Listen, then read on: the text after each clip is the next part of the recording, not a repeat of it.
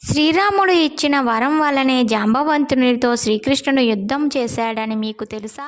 ద్వాపర యుగంలో ద్వారకాలో నివాసం ఉన్న శ్రీకృష్ణుని ఓ నారద మహర్షి కలిశాడు. కాసేపు పిచ్చిపాటి మాట్లాడాక, స్వామి, ఈరోజు వినాయక చవితి, పార్వతీ శాపం వల్ల కారణంగా చంద్రుని చూడకూడదు, నేను వెళ్తాను అని కృష్ణుడికి చెప్పి నారదుడు వెళ్ళిపోయాడు. ఆ రోజు రాత్రి ఎవ్వరూ చంద్రుణ్ణి చూడకూడదని పట్టణంలో శ్రీకృష్ణుడు చాటింపు వేయించాడు. శ్రీకృష్ణుడికి పాలంటే ఇష్టం. ఆ రోజు రాత్రి శ్రీకృష్ణుడు ఆవు పాలను తాగుతూ ఉండగా పాత్రలోని పాలలో చవితి చంద్రుడు ప్రతిబింబాన్ని చూశాడు. దాంతో తనకు ఎలాంటి అపనింద వస్తుందో అని చింతించాడు. కొన్ని రోజులు గడిచాయి. సత్రజిత్తు సూర్యుని వరంతో శమంతకమణిని సంపాదించాడు.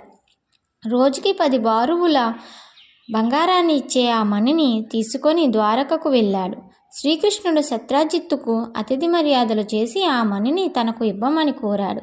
అందుకు సత్రాజిత్తు ఒప్పుకోలేదు. తర్వాత ఒకరోజు సత్రాజిత్తు తమ్ముడు ప్రసేను సమంతకమణిని మెడలో వేసుకొని అడవికి వెళ్ళాడు.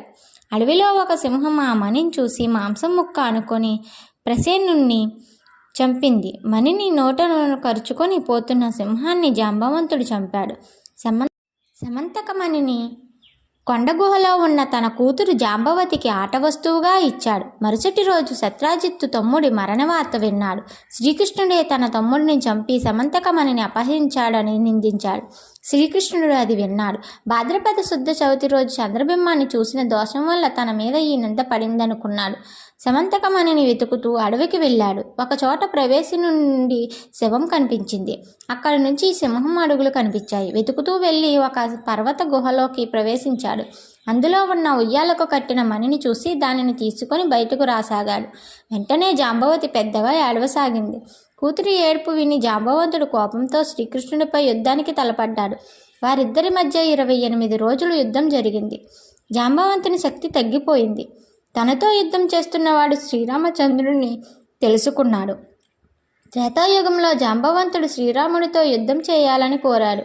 ఆ కోరికను ఇప్పుడు శ్రీకృష్ణుడి రూపంలో వచ్చి తీర్చాడని గ్రహించాడు. శ్రీకృష్ణుడికి నమస్కరించి సమంతకమణితో పాటు తన కుమార్తె జాంబవంతిని కూడా ఆయనకు సమర్పించాడు.